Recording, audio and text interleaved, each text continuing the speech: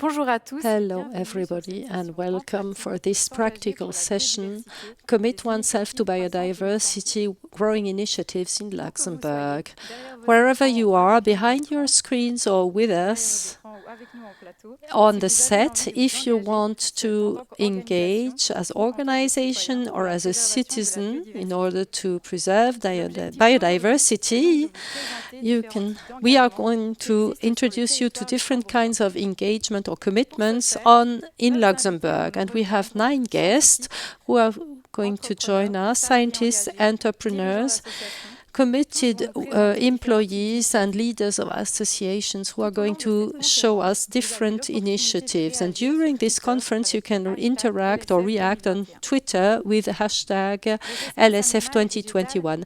Animal and plant species act every day on human health, water provision or energy provision, and they create a network of subsistence which we need to protect in order to be able to survive. And this survival is being threatened by deforestation, water and air pollution, which are due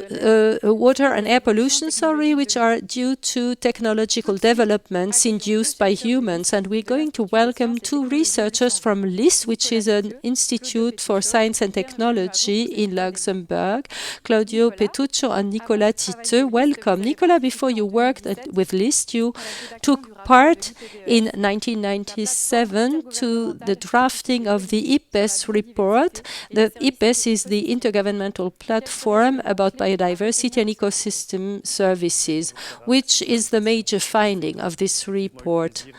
Yes, I had the pleasure to contribute to this worldwide report about ecosystem services, and the major finding is difficult to say. What I would say that the situation is highly preoccupying but not totally desperate, and this has been mentioned already many times today. 1 million species are endangered and threatened with extinction. This is 1/8 of the overall number of species on the earth, and the current extinction rate is 100 to 1,000 times faster than the natural or the background extinction rate. So we still have not reached the 6th mass extinction, but it is coming fast, and this would be the first mass extinction in the world's history, which would be due to one single species,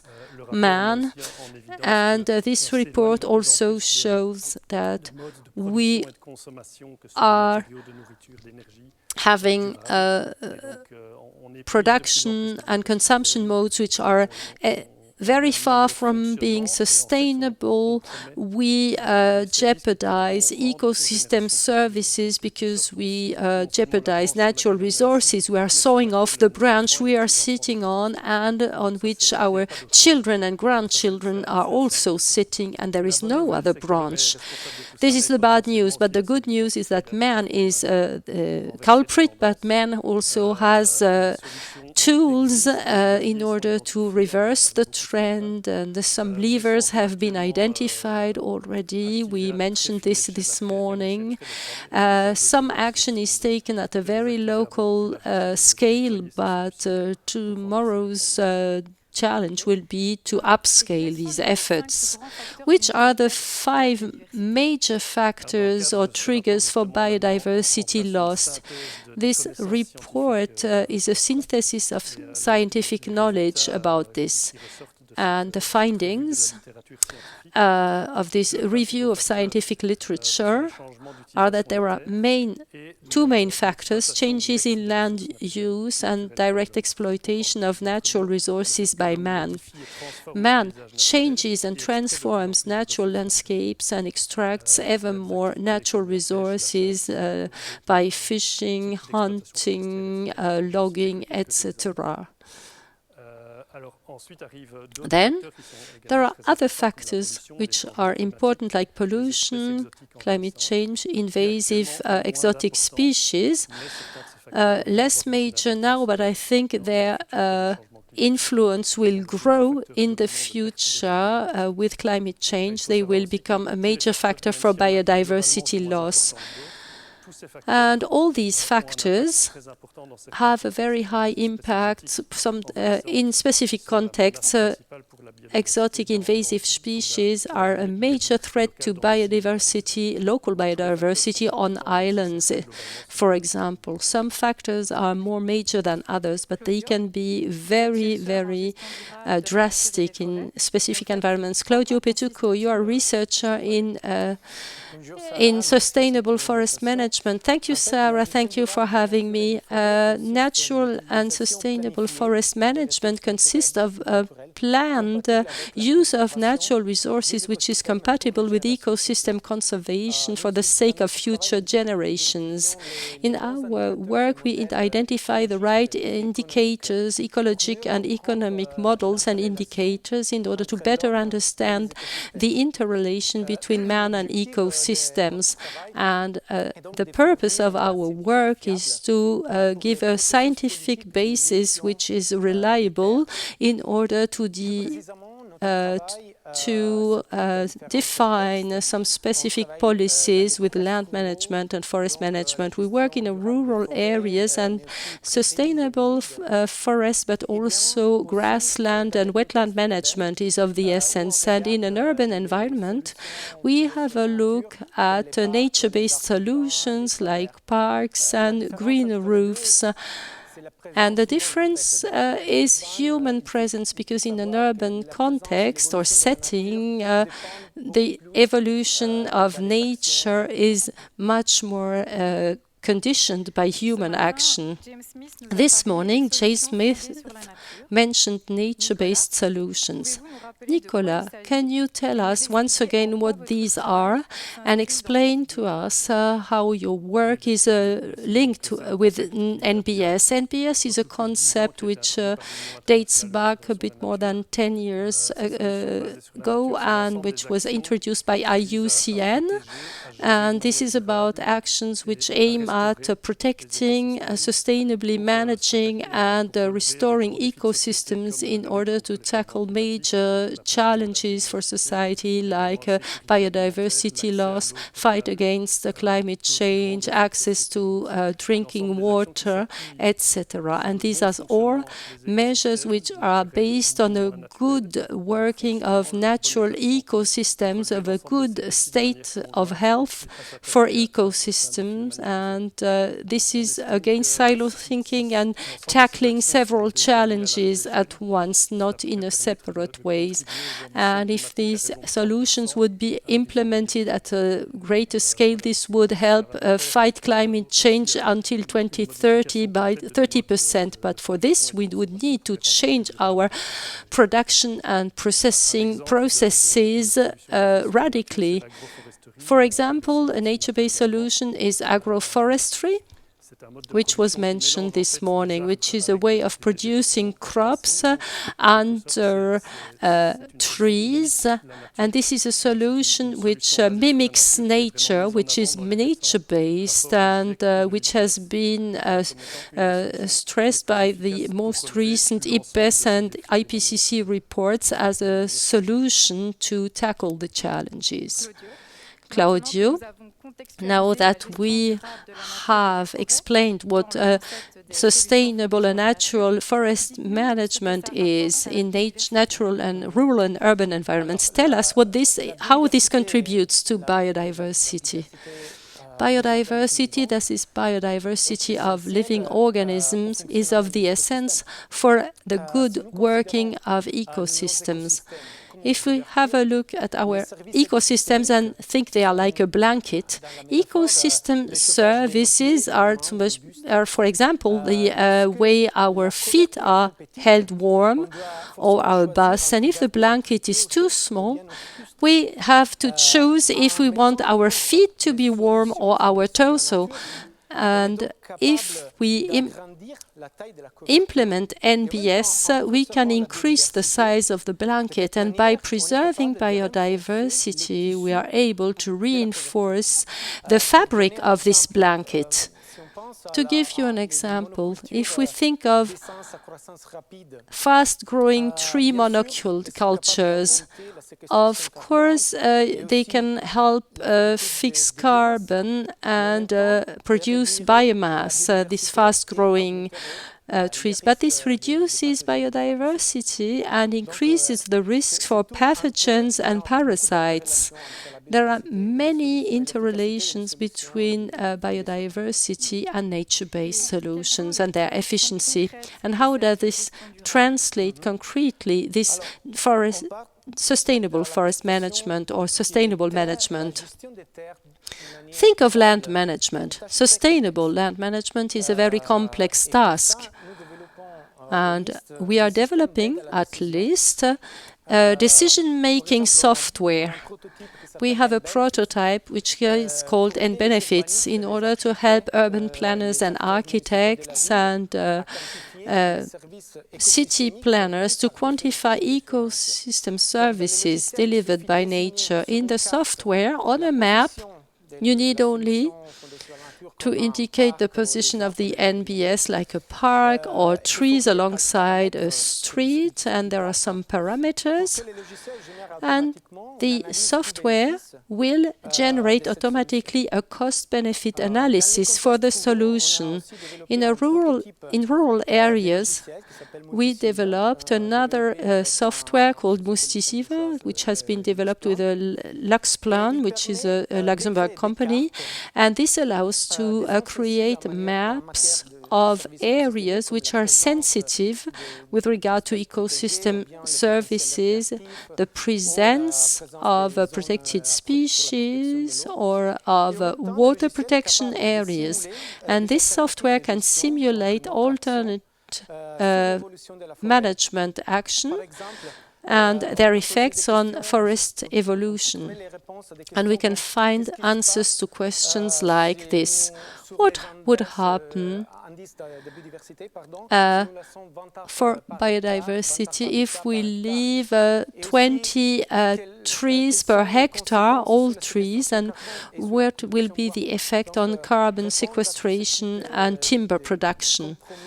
And this is in order to find trade-offs and synergies, and it's also support for informed participation of citizens in planification.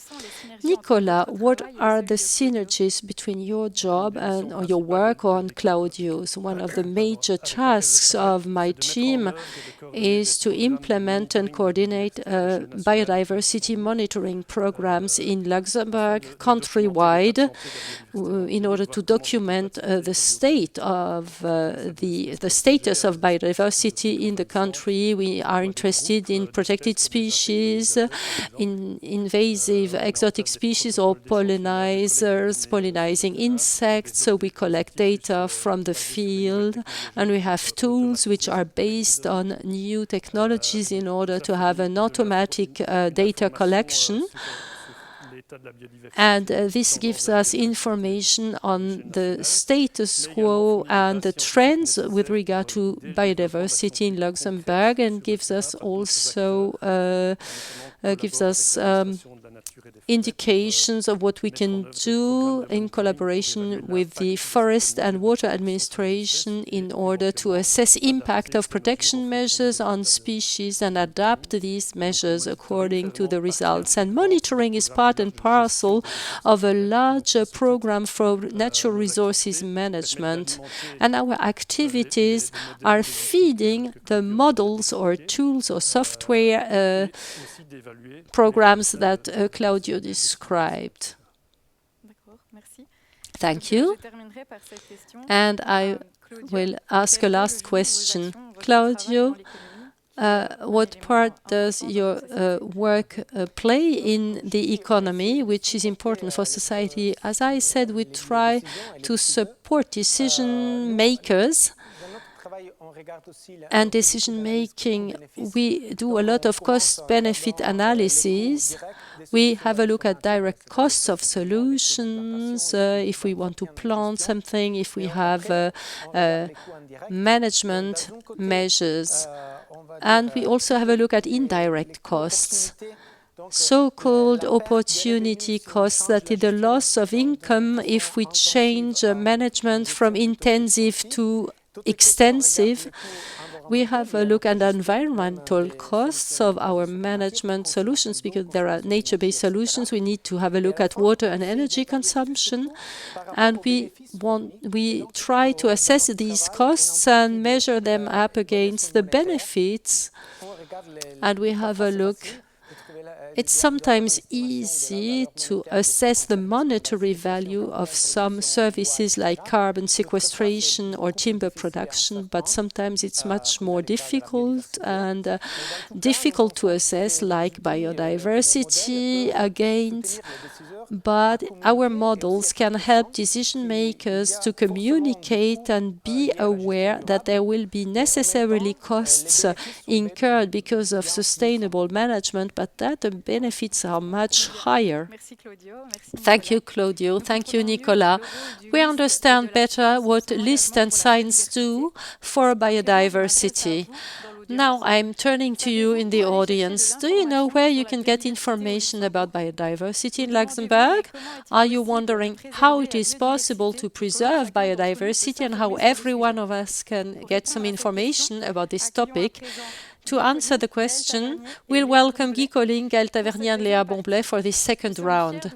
We are happy and proud to talk about three fields of information: preservation, education, and company or partnership with businesses. Let's start with preservation. Guy Colling, you are head of the research unit, Population, Biology and Evolution at the National Museum for Natural History in Luxembourg. You study species and their adaptation. What is it all about? Thank you, Sarah, for having me. My research unit deals with the inferior level of biodiversity, because we mentioned species, ecosystems, but species do not exist as a whole unit. These are local populations which are found in specific places, and individuals which can mate and reproduce, and you need to understand that biodiversity is the result of an evolution of species, and evolution can only take place if you have genetic variability between or amongst individuals. And this is this aspect of biodiversity we are studying, and it is highly important in the context of global warming. We study mostly plant species. Plants cannot migrate a lot. They have only three solutions. They stay where they are, then they have to adapt, genetically speaking, to changes occurring, and if changes are too fast or variability is too low, they will go extinct. And their second possibility, and third possibility, is to migrate to a climate zone which is better for their needs. Thank you. Gaël, you are General Manager at ProSud, a unit which manages the Minette protected area in the south of Luxembourg. In October 2020, it was labeled Biosphere Reserve by the UNESCO Man on Biosphere program. Which are the functions of a Biosphere Reserve? Well, our biosphere reserves 2 years ago with the National Map Committee and the 11 communes of the south regions, Minette, and scientific partners. We work with Naturmusée, with LIST, l'Isère, different departments for tourism and land planning, and very many interested people. We set up an application, and this lasted 2 years. We got support from citizens and youth, and we were labeled in the end as a biosphere reserve. Perhaps you think of huge landscapes and mountain ranges and oceans. No. We are a post-industrial biosphere reserve with 200 square kilometers, 180,000 inhabitants, a third of the country's populations. We need to sensitize and to embark on this wonderful adventure. There are three functions functions for biosphere reserves worldwide: conservation, so we protect natural and the industrial heritage as well. Biosphere reserves have a development function, that is sustainable development projects like local produce, and we work with the European Capital of Culture for tourism, slow tourism. And we will have a partnership with IMS on light pollution. And our last function is logistics, which is rather dealing with research and education. So in 5 words, a biosphere reserve is really rooted in the region. This is expertise, collaborations, niche subjects or topics, and optimism. Be positive. Don't fall into eco-anxiety. Leah, you are a biologist and you are the director of Nature und Umwelt, which is the largest nature conservation association in Luxembourg.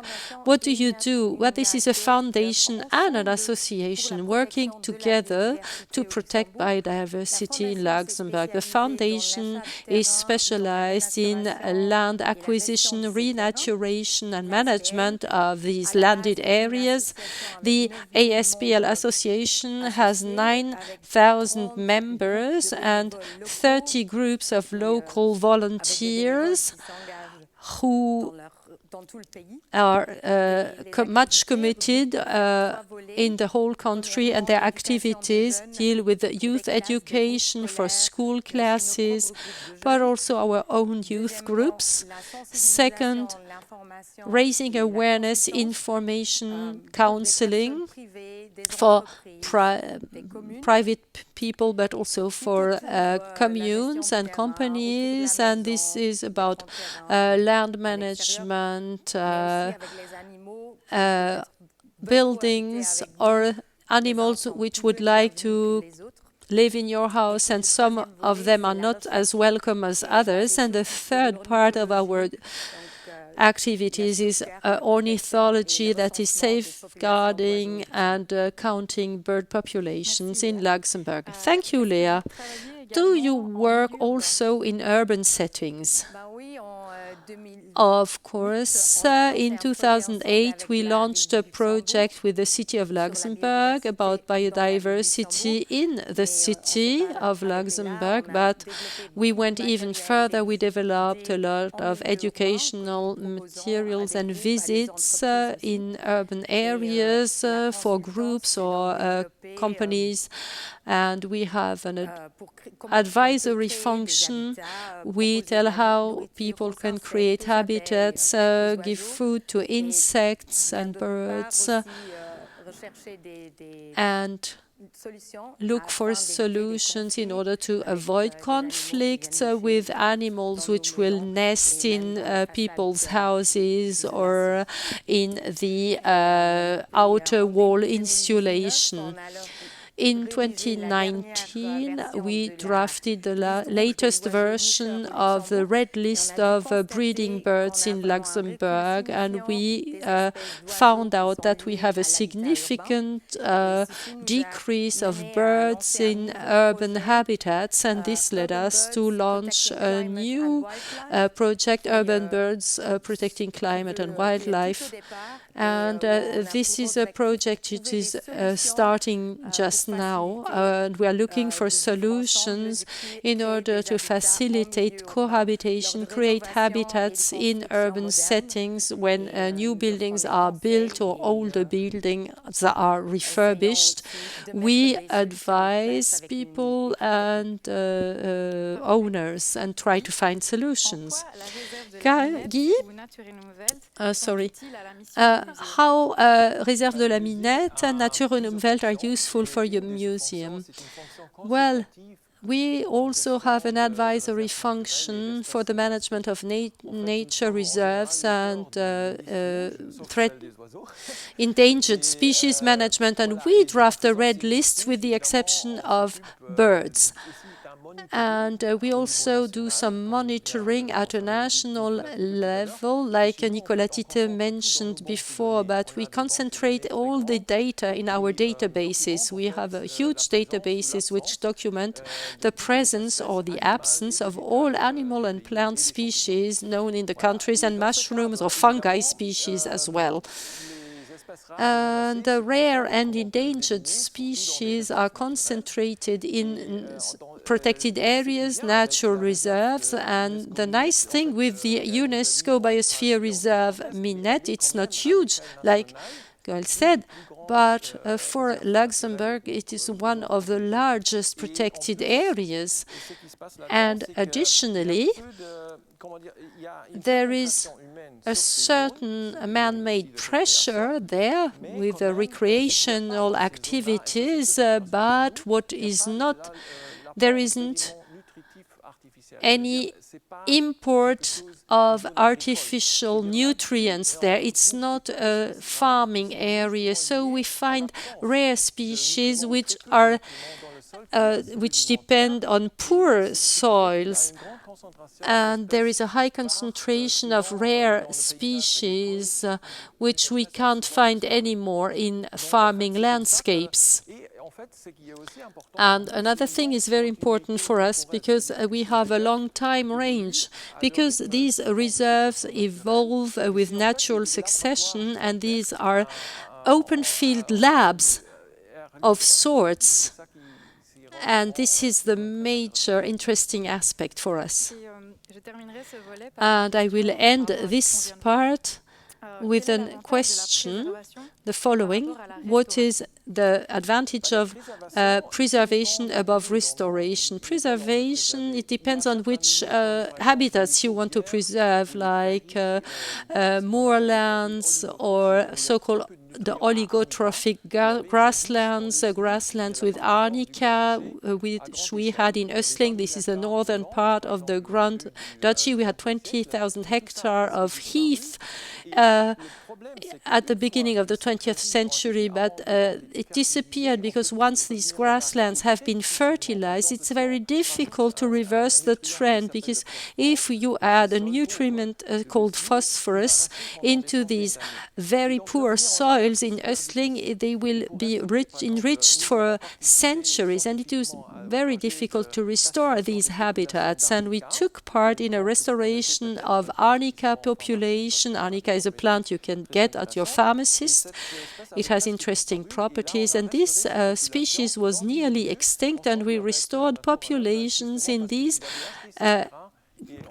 habitats because Nature and Umwelt had bought up some land where it was possible to reintroduce arnica. Thank you, Guy. And with regard to education, Gaël, you organized the so-called Biodiversity Days. Who can attend and what is on offer? The Biodiversity Days are in Ellerbronn. This is near Esch, in the field, and we organized 4 days. This is for everyone: school classes, scientists, families, companies, and this is about what you are listening to now. This is about doing this in practice for citizens. So we have a scientific course with different workshops. You can understand what is a dry land, dry grassland and wetlands, and what is a protected species. And I hope we will be able to organize this next year, end of May, beginning of June, which is where you can see the most species.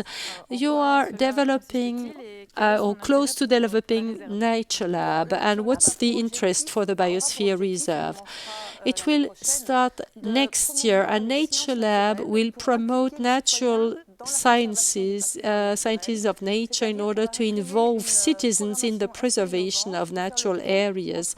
This will be highly innovative. We want to bridge the gap between science and citizens, and this will be a hybrid format. We are going to promote citizen participation. There is an app in Naturalist where everyone can have their own safari. looking for species. We will have workshops with science and arts. We are not going to reconnect man and nature. We shouldn't say that because man is connected to nature, so we should reconnect with ourselves, go into the field and take part with the scientists in protecting our natural heritage. You put that very well, Guy. Which activities are aimed directly at citizens in your museum? We have educational pillars. We have a permanent exhibition in our museum which aims at explaining the origin of biodiversity on Earth, and visitors can understand how this works in nature and how species can emerge or become extinct. And this is a major aspect because in Luxembourg, in the school curricula, evolution is not mentioned or dealt with. And the second educational aspect is welcoming school classes in our museum, and we offer a lot of extracurricular activities like Science Mobile, Nature Mobile, and we are one of the organizers of the Science Festival, and we also take part in the Researchers' Day. This is a major pillar, and we have new pillars like citizen science, and Gaël mentioned this mobile app, which is important for us as well. Just an example, I'm writing the new version of the red list of plants in Luxembourg, and with this app I found that one citizen found an orchid, a specific orchid we thought extinct in Luxembourg, and probably it is still existing in the southern part of Luxembourg. We will have to wait until next year until it blooms, and it would be highly interesting because citizen science can provide a lot of knowledge. We also have temporary exhibitions. We have one now about the lost biodiversity of an ocean in the Minette Biosphere Reserve. This is the Oscar Ocean. It's about vertebrates and ichthyosaurs and different animals which populated Jurassic Ocean some hundreds of millions of years ago. Leah, which are the awareness-raising actions carried out by your association and foundation? It's difficult to sum up. We have a magazine which is published 6 times a year with activities and reports on our projects. We have a general offer for everyone in the whole country. There are some activities for school classes and youth groups, but we also have a non-formal education program for children aged 7 to 12 in our Regulus Junior Club, which is about discovering nature and having a positive experience in nature. And there is the Regulation group, which is for 12 to 18 years old, which is more focused on science, where we do some counting and monitoring of species. And we have a specific camp with ringing birds in summer, and there is a special edition of our magazine with 300 activities offered or extended by many actors countrywide, like at Nature am Welt. They offer conferences and guided tours, and in September this is the nature workshop season, and our volunteers do some tending jobs and on the land we have purchased. You can find more on our website and Facebook, and we have a major project at the Kokelscheuer.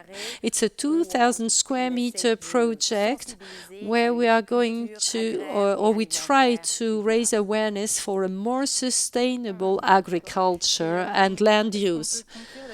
And this would be perhaps a good conclusion to talk about partnership with companies. Leah, you work with the IMS in order to connect companies and businesses with biodiversities. Which are your guidelines for this? Well, we have an advisory service which is available for companies for the management of areas around their premises, but also to raise awareness and inspire them to do different things and help their employees to change their habits. We have guided tours about urban biodiversity around their office buildings. And there is a huge variety of projects which are carried out with the help of companies who fund us, support us, and who give their employees the opportunity to become volunteers.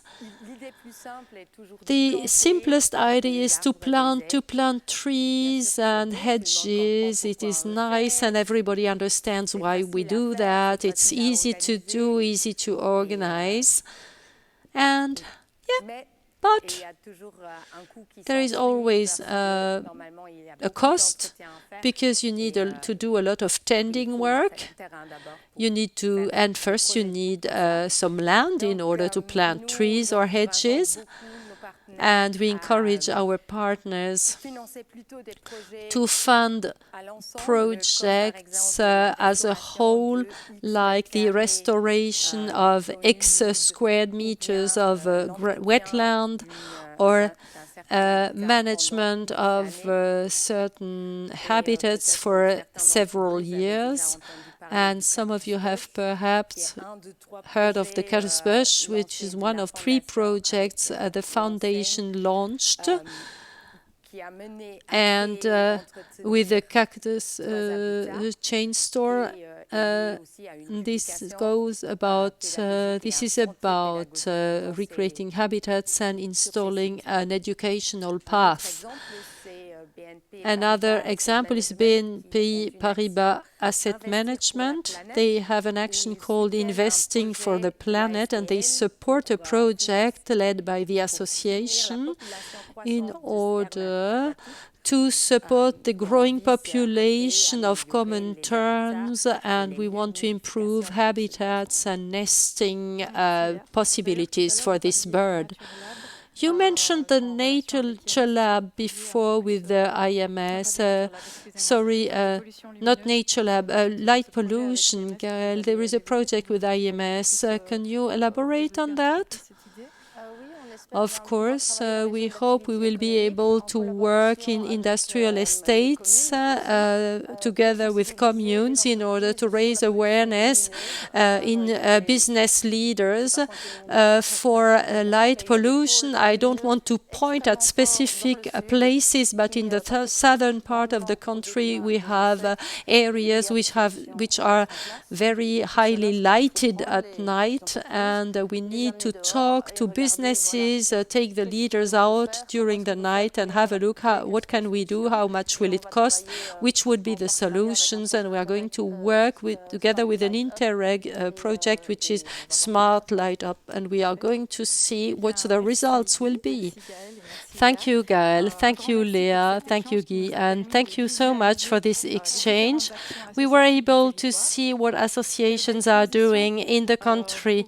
And this is a wonderful transition and allows us to understand what companies and businesses are doing. Biodiversity is led by Michael van Kutsem, and Rambon has been developed by Carlo Hein, and they will show us how they are committed to biodiversity. What is Rambon, please? Carlo, tell us. This is a Luxembourg company which is B Corp certified and which produces juices and ciders with all varieties of pears and apples in Luxembourg. B Corp, there is a slogan, People, Planet, Profit. So we are on all fronts. For the planet, we restore older orchards in Luxembourg. In Luxembourg, in 1900, you had 1 million fruit trees, and now there are less than 100,000 left. So we are replanting trees, fruit trees, and there are 105 apple varieties in Luxembourg. We need to save these varieties. Then the same goes for pears. And Now, it's about persons, people. We work with farmers and we pay a fair price for their fruit. We want them to collaborate with us, and these orchards are restored on their land and new trees are planted, which will generate biodiversity. The third is profit, the third P, because this is extraordinary. We have products which had awards, international awards in the Americas. And we can be proud of what we are doing here in Luxembourg with our produce. And many generations have worked on these orchards and fruit growing techniques. And I think this needs to be restored. And all businesses in Luxembourg have a part to play in fighting against climate change and for biodiversity. We need to act fast and strongly, otherwise we are heading for major issues, and industry, trade must start acting. How is your activity good for biodiversity? Orchards are extremely rich with regard to biodiversity, and sometimes we say these are Northern Europe's tropical forests. We can produce so-called impact products. If we produce this specific product, we have a positive effect on biodiversity and CO2 reduction, because this is circular economy. We plant new trees and we preserve elder trees. So the CO2 storage goes on, and this is positive. If you compare this with juice made of concentrates, China is the largest apple producer worldwide. They have apple monocultures. They produce concentrates, and cheap products are being sold. And all the environmental impacts, local impacts on jobs and workers are negative, and on the environment they have not taken into account in the pricing. And our impact products are where we have the products, external costs are there. Michael, Biodiversity is a company which is an expert for social and environmental responsibility and biodiversity conservation of businesses. And we think that in order to commit businesses and public authorities to biodiversity regeneration, we need to make them understand that biodiversity is very important for them, for their workers and employees, and we provide strategic help, and we develop solutions which are nature-based and combined with technology and implication of stakeholders. And many businesses need field indicators on biodiversity and agricultural pollutants, and there were no tools to get hold of these information.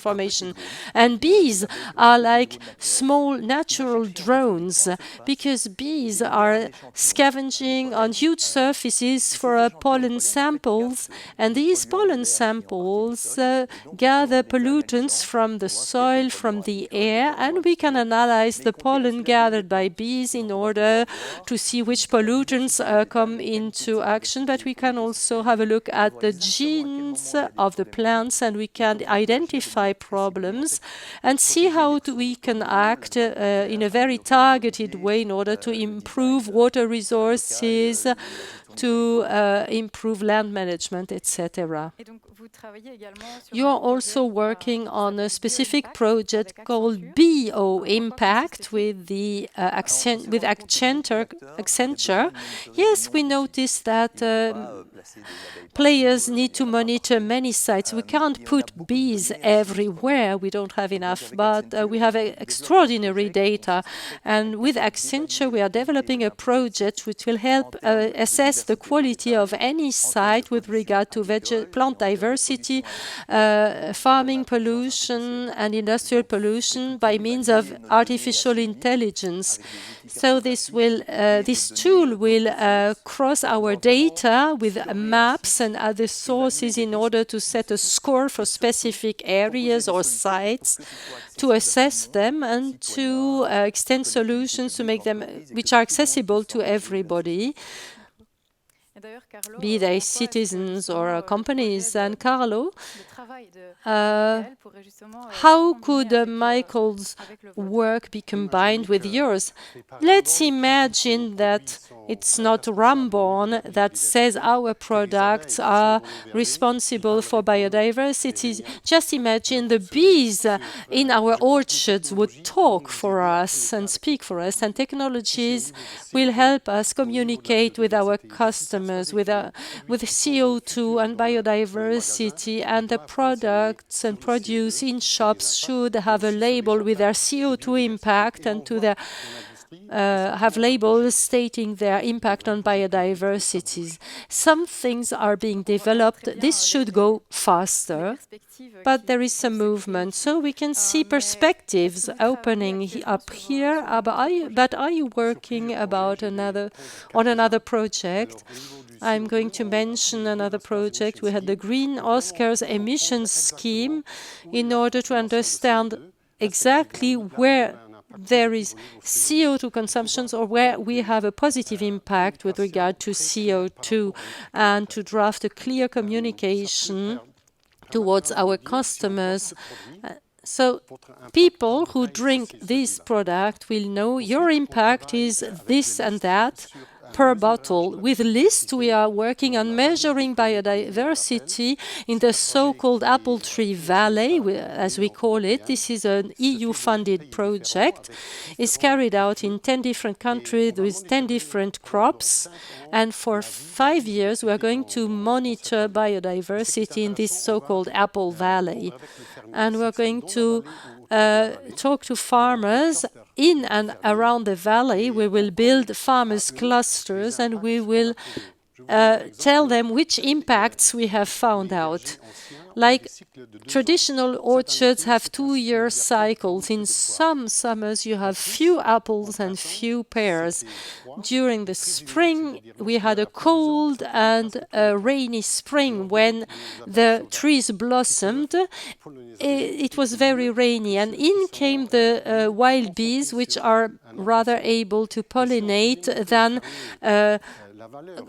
other bees, which can be brought in a concentrated fashion with a hive. And if we tell these farmers, they will be able to do some more eco-friendly farming. Another project where we are working with you is to communicate towards businesses and people, and to tell them how they could. That B assessment is about impacts and creating products with a positive impact on biodiversity. And this is really something which is really good for the future for businesses in Luxembourg. If everything goes fast and we don't get started today, we risk being out of business very soon. We mentioned positive impacts. Michael, which are the concrete positive impacts of biodiversity? Let's take the example with areas like a city in Belgium, a port city. We identified pollutants coming from the port area, which we could help eliminate, and we quadrupled the number of plant species. There are pollinizers which were not there anymore, which have come back, and there is a program for a more sustainable agriculture and support for agriculture and the area. Thousands of citizens are taking part in this project year on year, but we also group with agriculture agri-food companies. We help them protect water resources like drinking water sources, which need to be protected from pesticide inputs. And with some players who have negative impacts like real estate or recycling centers, and we help them find what their negative impacts are, and then they can take corrective action and prove that they also have a positive impact with regard to positive plant biodiversity. And with the exception of Knock, are there other examples of places you are working on? Yes, the Versailles Plain. In France, we are working in several départements. We work in 10 countries in Europe and in the US, and in Africa there are more than 70 to 80,000 hectares which have got positive impacts from the bees, where we get our indicators from. Would you like to add something? I'll take the slogan, B Corp using businesses as a force for good. This is my message. Yes, it is an excellent conclusion. Thank you to you, Carlo and Michael, and for your engagement in favor of biodiversity, which can be implemented in several ways. And an institution like the European Investment Bank, EIB, or City of Luxembourg, such institutions can also lead concrete action. We are greeting Eva Meyerhofer and Pierre Schmidt for this last round. Eva, you are the lead environment and biodiversity specialist with the European Investment Bank. How does the EIB commit itself for biodiversity? Thank you, Sarah, for extending the invitation. Yes, the EIB is strongly engaged against climate change and for biodiversity. It is still setting up an agenda. We support the European and international policy in favor of biodiversity, and we committed ourselves to increase available funding. Natural resources are a fundamental element of the economic fabric. We want to protect and preserve natural spaces and to have a save natural resources. We also integrate biodiversity into our different operations, and we develop an understanding of sustainable infrastructures and funding, and we set up tools for a better taking into account of risks and impacts on biodiversity for all the bank's activities. That is, we take into account risks for our projects, but also in our counterpart funding or co-funding. And we make sure that there is some convergence between climate and biodiversity actions. Pierre, you are the Environment Officer of Luxembourg City. You integrate biodiversity in the city's actions. Which monitoring instruments do you have? Like Leah mentioned, there is collaboration in order to promote biodiversity in the city. It was in 2007 and 2008, because this was in view of the 2010 year of biodiversity, and this was the kicking off of our different actions. But we think that what can't be measured can't progress. We want to carry out actions, but we want to have some monitoring as well. In Luxembourg City, we have some 20,000 trees we are managing. We manage nearly 180 hectares of green areas, and we manage our own forests. It's about approximately 2,000 hectares of forests. We have a biodiversity monitoring, a classical monitoring, which is rather a tool for management. We have a register of green areas and trees. For green areas and trees, we look at the age and the species and the tending which is done in order to organize our workers' teams. But it grows more interesting if we add some indicators like biodiversity indicators. We don't only follow progress in plants, but also the associated characteristics, that is, the progress with regard to ecological value and biodiversity. For green areas, we have developed 15 hectares of which are specifically dedicated to biodiversity, and there is some monitoring going on because when we did the assessment jobs, we saw that the surface didn't grow anymore, so we needed to set a target how many hectares biodiversity we want to have. And in a combination with this reflection, we asked ourselves what is a characteristic for biodiversity. When can we say that a site has a good biodiversity? So there was some reflection about quality of the ecological value of areas, and we have other monitoring actions which are success control type. So we are renaturing the Petrus River in the Petrus Valley, and after the renaturation job, we have a long-term monitoring in order to see which species will come back. It's not difficult because now there is no life left in the Petrus River, and we are doing this together with the water administration. There are tools which are planning tools, and we are using aerial photographs in order to assess the potential for green roofs. There are some roofs which are, according to their orientation and slope, which would be appropriate for a green roof and positive for biodiversity. And we match this with the so-called solar cataster or registry. That is, we can see if we can install PV on roofs.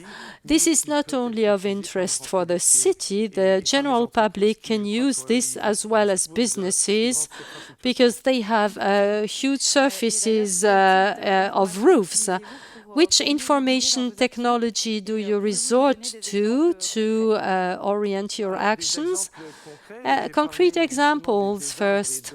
I mentioned trees and the biodiversity index for trees.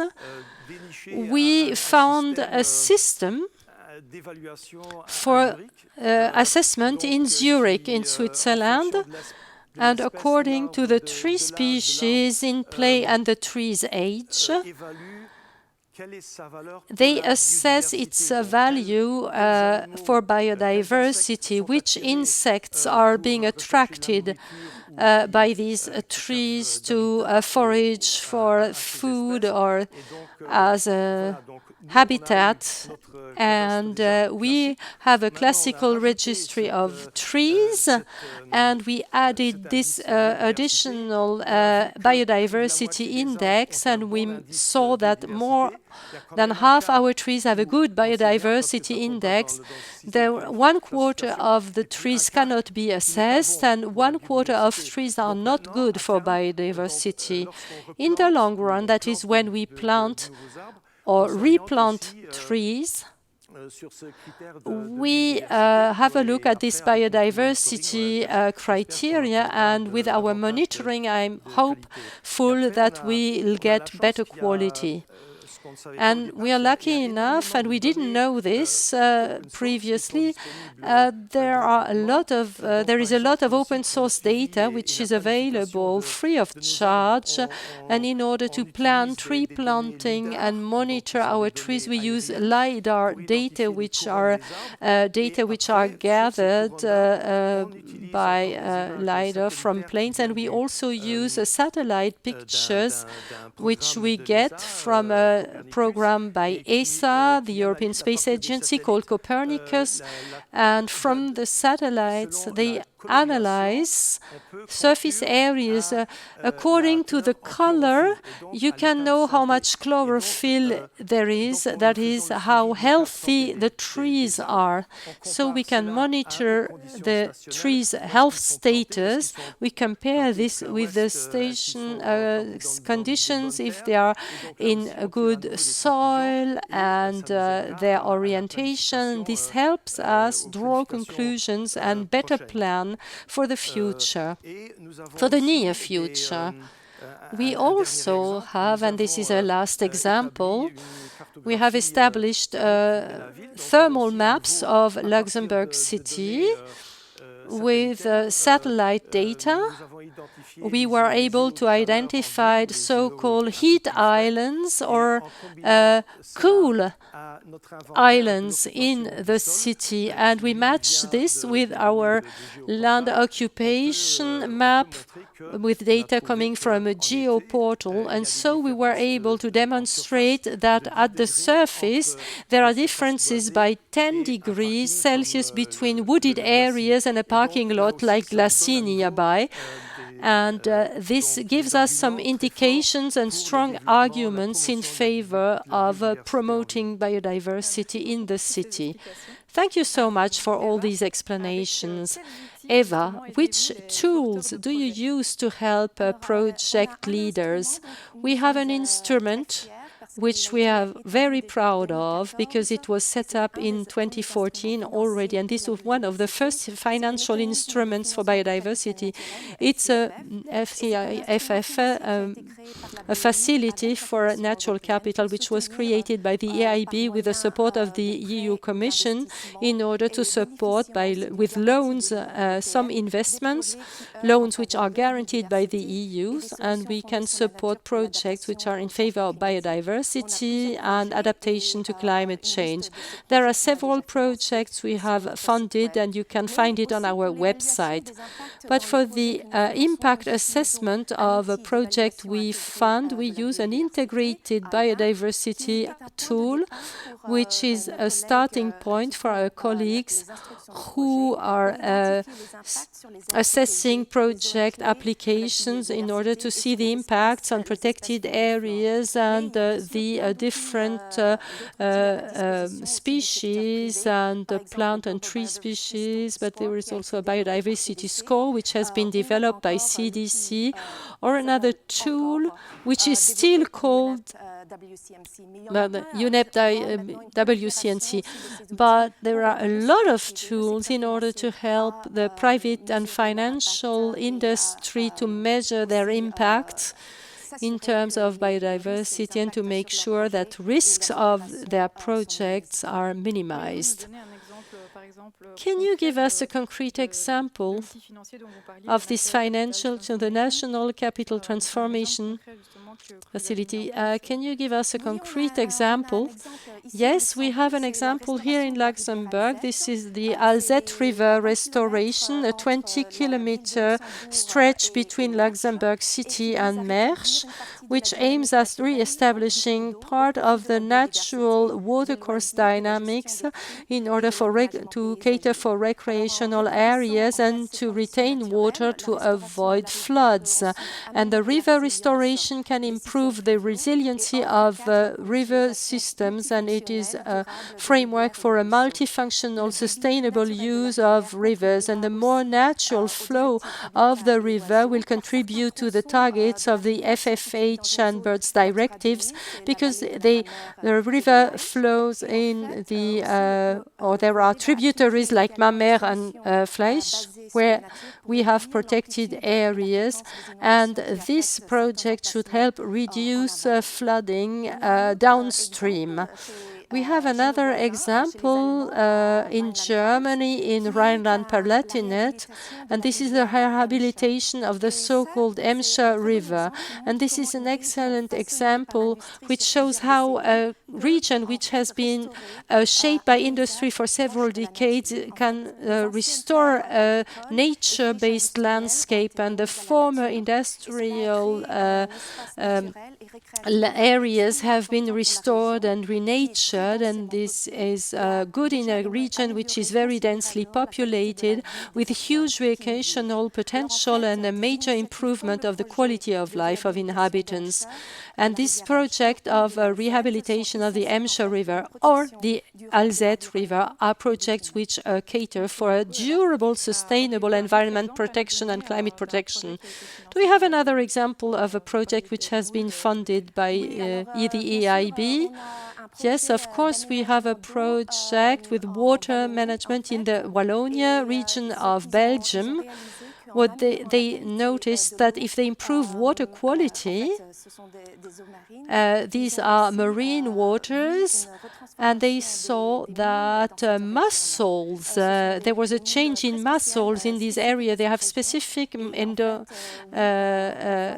mussels for this area, and if you restore nature's potential, if you diminish pollution, you see that nature is able to regenerate. These are small-scale projects, but they make us hopeful and give us an indication that we are heading in the right direction. Thank you so much for all your explanations.